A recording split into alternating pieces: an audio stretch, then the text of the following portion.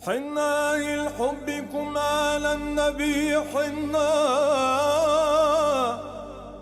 مهما ليالي الفتن مرت تمتحنا.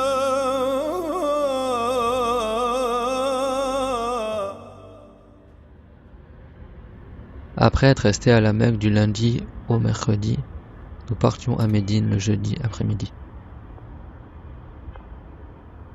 Inch'Allah, cet après-midi, on va aller à Médine. On ne va pas faire long le cours aujourd'hui, Inch'Allah ta'ala. Et on fait une bonne intention. Le prophète a dit quoi? Innamal a'malu binniyat, sallallahu alayhi wa sallam. Innamal a'mal binniyat. Certes, les bonnes œuvres ne valent que par les intentions. Ça, c'est un hadith qui est rapporté par Omar ibn al-Khattab. C'est un des seuls qui avait entendu ce hadith. Il l'a dit sur le minbar aux gens. Et ce hadith-là, vous connaissez son histoire. Le prophète, il ne l'a pas dit dans n'importe quelle occasion.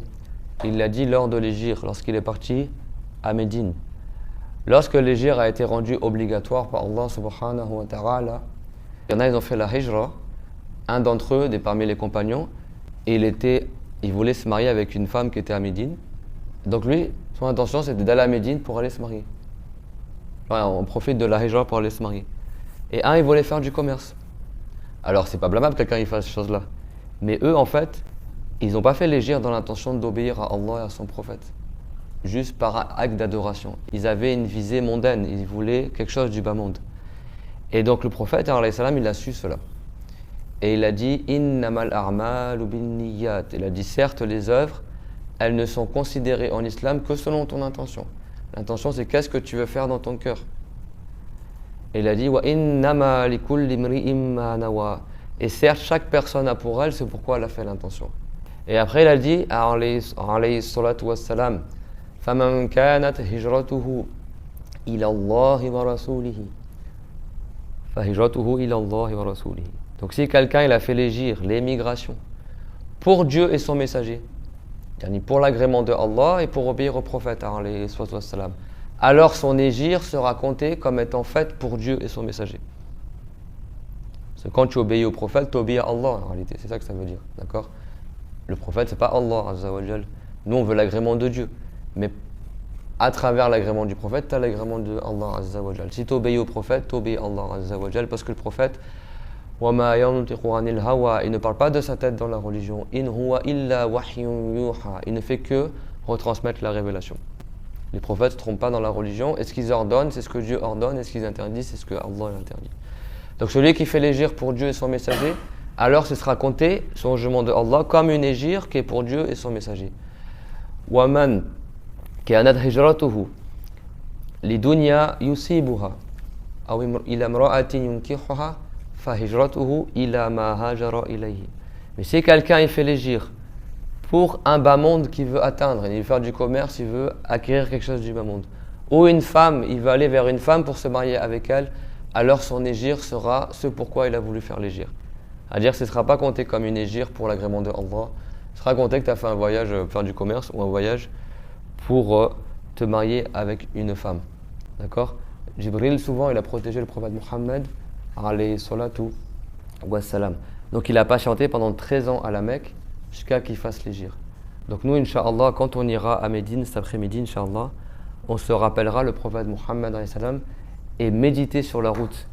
Vous verrez, en bus, on traverse le désert. Imaginez que le prophète, alayhi salam, il a fait ça à chameau, d'accord, et à pied aussi. Et avec Abu Bakr sous la chaleur, etc. Il y en a qui sont morts durant l'hégire et la patience qu'il a eue. Alayhi salatu wassalam. Que Dieu fasse qu'on voit le prophète en rêve, qu'on profite de la baraka du prophète Mohammed. Alayhi salatu wassalam. Le prophète, tellement il aimait la Mecque, il a dit « Oh Allah, si mon peuple ne m'avait pas sorti de la Mecque, je serais resté à la Mecque. » Et nous, on remercie Allah qu'on est musulmans. On remercie Allah qu'il a fait qu'on soit à la Mecque, qu'on a profité de la Kaaba, on a profité de la Umrah. Le prophète, alayhi salam, il a parlé une fois à la Kaaba. Il a dit « Ô Kaaba, tu es honoré par Allah. Mais le musulman a encore plus de mérite que toi. Le musulman, même s'il est grand pécheur, il est meilleur que la Kaaba. Et il est meilleur que le paradis. » Donc on demande à Allah Azza wa Jal qu'on soit parmi les gens du paradis, qu'on soit réunis avec le prophète Mohammed, alayhi salatu wassalam, au jour dernier.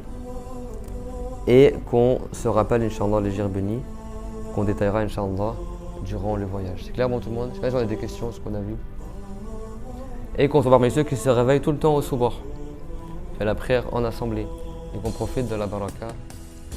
لطيبة عرج فإن بين قبابها حبيبا لأدواء القلوب طبيب إذا لم تطب في طيبة عند طيب طابت به الدنيا فأين تطيب. Vers Taïba, précipite-toi, car certes il y a parmi ces coupoles un bien-aimé qui est pour les cœurs un guérisseur.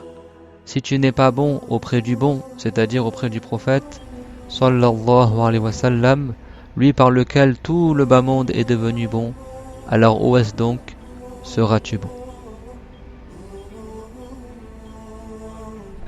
Ça veut dire qu'en général les voyages c'est compliqué, c'est difficile. Et souvent quand il y a des difficultés, il y a plus de récompenses. Donc là, bifadlillahi ta'ala, on a fait plusieurs jours à la Mecque, qui est le meilleur pays au monde. Et là on se dirige vers la deuxième meilleure ville du monde, qui est Médine, d'accord, la ville de Médine, dont certains savants ils ont dit que c'est le meilleur pays au monde parce qu'il est enterré dedans la meilleure des créatures que le prophète Mohammed sallallahu alayhi wa sallam. Wal Madina laha khamsatu asma. Et la ville de Médine, elle a en arabe 5 noms, d'accord, elle a plusieurs noms, la ville de Médine. Al Madina tusamma kadhalika Taba, Taïba, Waddar, wa Yathrib. On l'appelle Médine, Al-Madina, on l'appelle Taba, on l'appelle Taïba, on l'appelle Ad-Dar et on l'appelle aussi Yathrib. Alors dans le passé, elle était connue comme étant la ville de Yathrib. Et Allah Ta'ala, dans le Coran, il l'a nommé Al-Madina. Ma kana li ahli al-Madina. Il a dit les gens de Médine. Et quand le prophète alayhi salatu wa salam est arrivé à Médine, Médine à la base c'est une ville où il y avait beaucoup de maladies. Et quand le prophète alayhi salatu wa salam il est arrivé à Médine, toutes les maladies qu'il y avait à Médine ont disparu. Et cette ville-là, elle s'est illuminée par la présence de la meilleure des créatures que le prophète Mohammed sallallahu alayhi wa sallam. Fasummiyat al-Madinat al-Munawwara. Elle a été nommée Médine l'illuminée, qui a été illuminée par la présence du prophète alayhi salatu wa salam.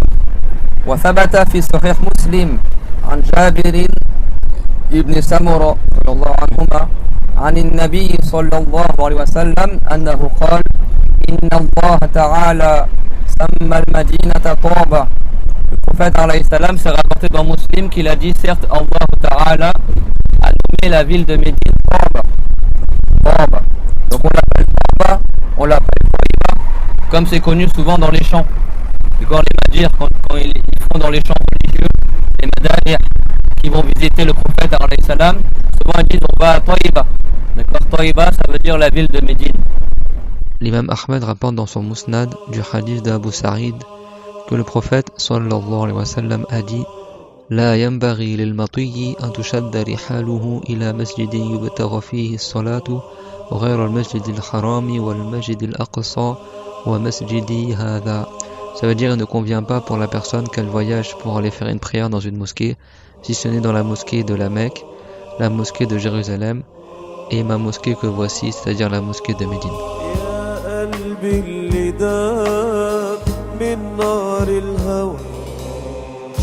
تحمل عذاب من طول النوى يا قلبي اللي داب من نار الهوى شو بتحمل عذاب من طول النوى يا قلبي اللي داب من نار الهوى شو بتحمل عذاب من طول النوى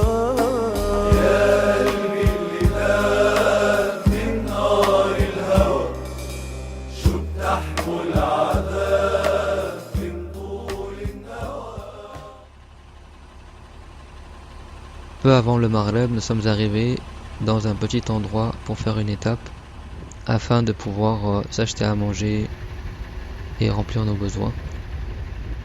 Et subhanallah, ça m'a rappelé les petits endroits qu'il y avait à l'époque où j'allais en Syrie, avant la guerre, quand on voyageait en bus, et c'était les mêmes décors un peu désertiques, de terre, avec des petites mosquées reculées. Ça m'a rappelé des souvenirs, machallah.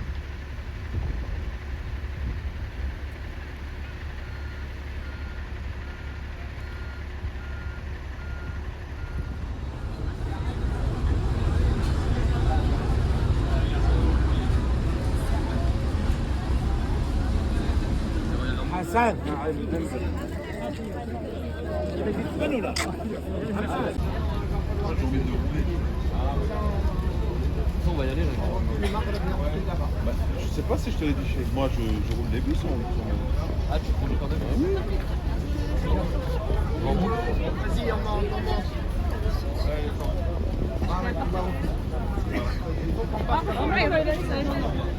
Non, par ici, par ici. Non, non.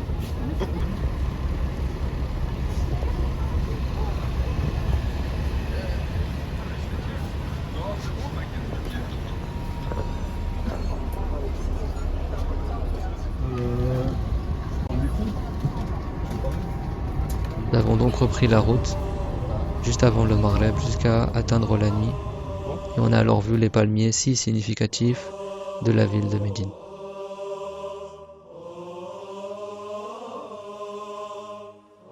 Ça faisait 13 ans que je n'étais pas venu, et j'ai eu les larmes aux yeux quand j'ai vu dans le bus apparaître au loin les minarets de la mosquée du prophète sallallahu alayhi wa sallam. قلبي اللي داب من نار الهوى شو بتحمل عذاب من طول النوى يا قلبي اللي داب من نار الهوى شو بتحمل عذاب من طول النوى يا قلبي اللي داب من نار الهوى تحمل عذاب من طول النوى يا قلبي اللي داب من نار الهوى شو بتحمل عذاب من طول النوى غرقان بحنين حنين حنين الله المصطفى وبقلبي أنين أنين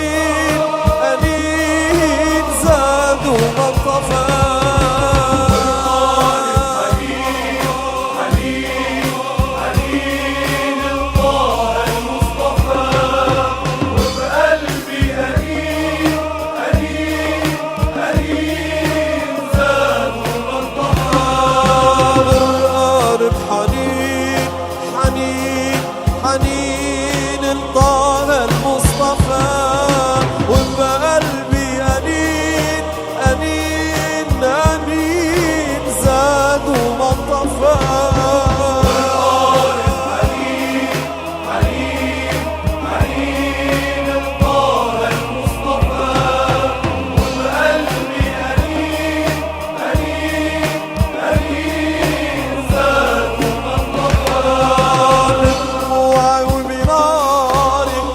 بعد الديار بدموعي وبناري من بعد الديار ما بتخفى أسراري حزني ما انطوى بدموعي وبناري من بعد الديار بدموعي وبناري من بعد الديار ما بتخفى أسراري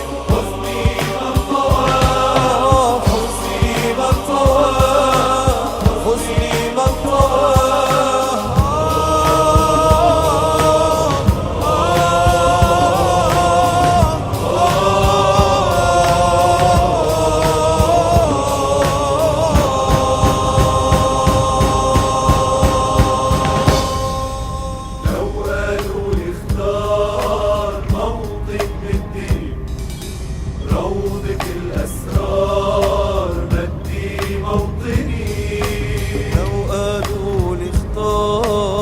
موطن بالدنيا روضة الأسرار بدي موطني لو قالوا نختار موطن بالدنيا روضة الأسرار بدي موطني.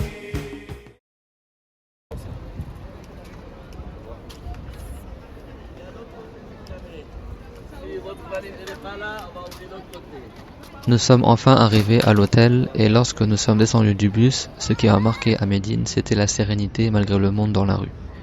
Ça faisait 13 ans que je n'étais pas venu ici et beaucoup de choses avaient changé, des arbres avaient été plantés. À l'époque où j'y étais, il y avait beaucoup de travaux et là, tout était magnifique.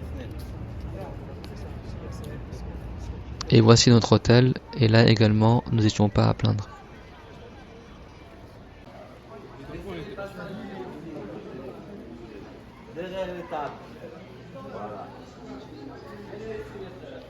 Vous allez voir que se cachait une belle surprise de l'autre côté du bâtiment.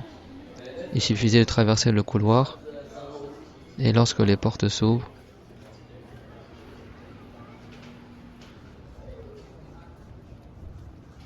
après ce parking où, comme j'ai remarqué, beaucoup de gens aiment avoir des voitures blanches ici, dans cette région, on avait un accès direct à la mosquée du prophète sallallahu alayhi wa sallam. Une esplanade remplie de tapis où on pouvait prier en assemblée et s'asseoir pour donner des cours.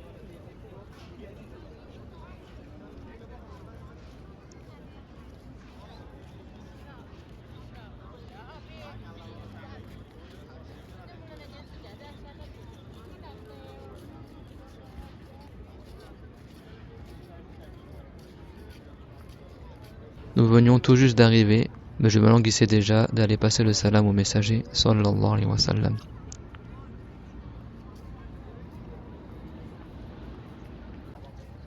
Les frères et sœurs se sont réunis pour faire la prière en assemblée du Maghreb et du Risha qu'on avait repoussé lors du voyage. Et moi, après m'être changé à l'hôtel, j'ai décidé de partir directement à la mosquée du prophète sallallahu alayhi wa sallam. Tous les détails sont soignés, subhanallah, autour de la mosquée. Les grilles, les bâtiments. Moi qui ai étudié pendant plusieurs années l'histoire de l'art, j'étais très sensible à l'architecture. Et je faisais attention à chaque détail que je n'avais pas revu depuis 13 ans.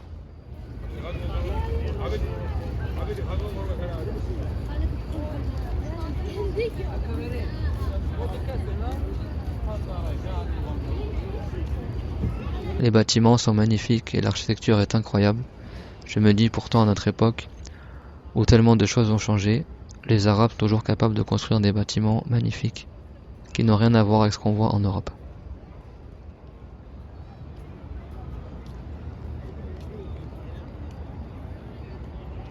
Même les hôtels, tout est soigné.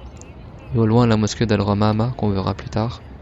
Et regardez, chaque panneau est joli, chaque détail est soigné pour faire honneur au messager. Il y avait également beaucoup de criquets et des gros papillons de nuit qui faisaient la taille de 4 cm car c'était l'hiver, la saison des criquets. Malgré la nuit, toute la ville semblait illuminée et la baraka remplissait l'espace ainsi que la sérénité. En route donc pour aller voir le messager.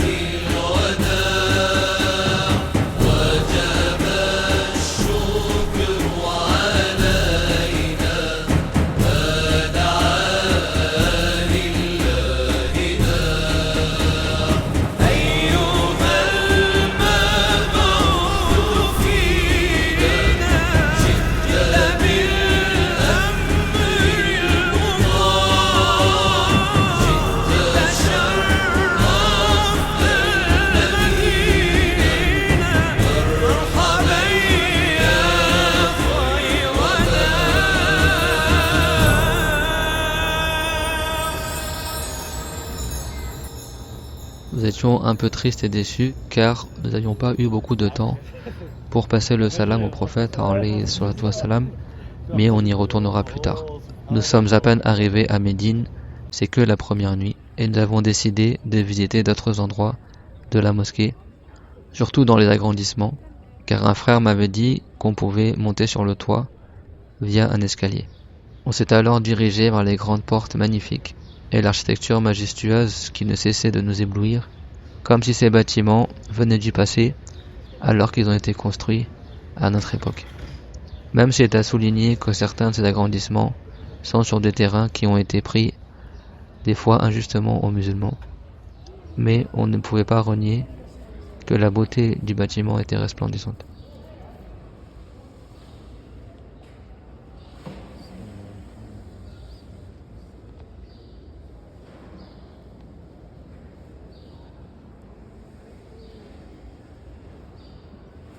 Les arcades, les caissons dans le toit, les colonnades, tout était magnifique.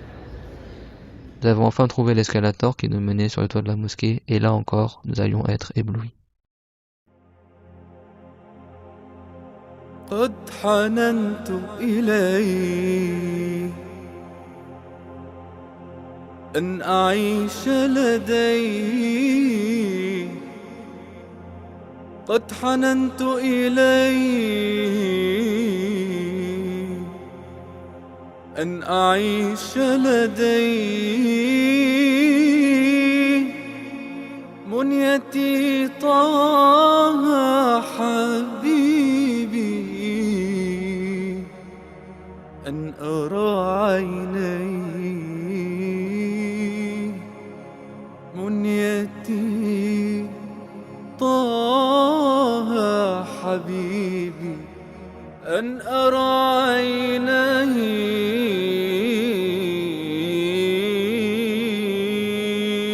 منيتي طه حبيبي أن أرى عينيه قد حننت إليه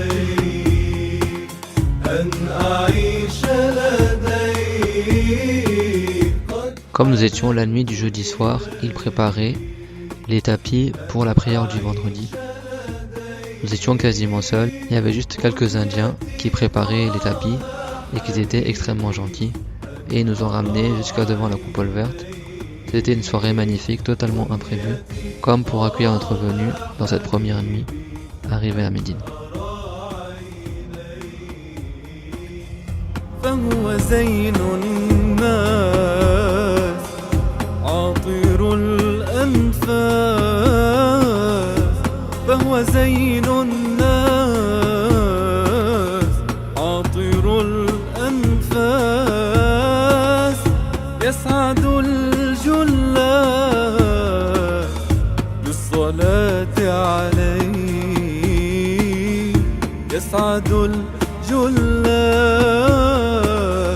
بالصلاة عليه قد حننت إليه أن أعيش لديه منيتي طه حبيبي أن أرى عينيه منيتي طه حبيبي.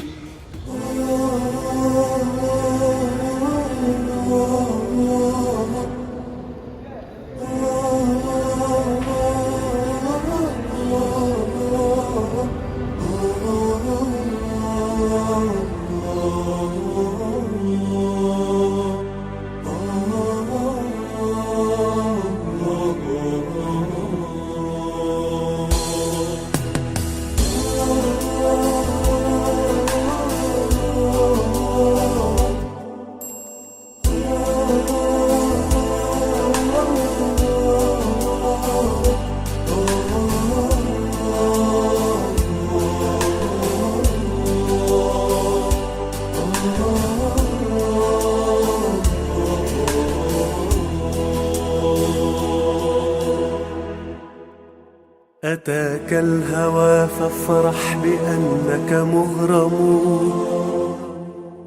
بحب النبي الهاشمي متيم. أتاك الهوى فافرح بأنك مغرم بحب النبي الهاشمي متيم. فيا عز من يهوى الحبيب محمدا فأحمد أحلى العالمين وأعظم.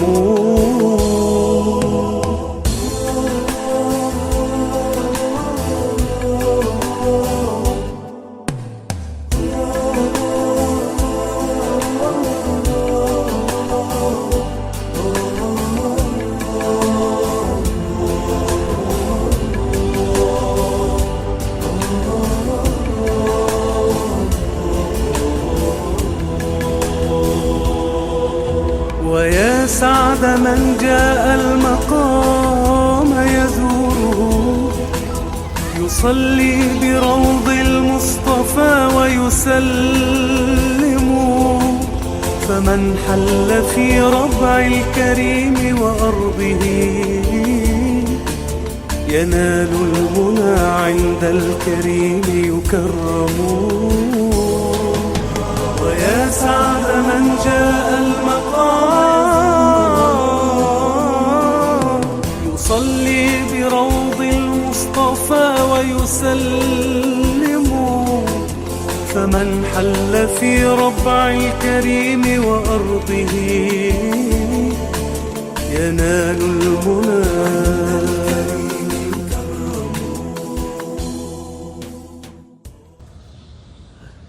Là,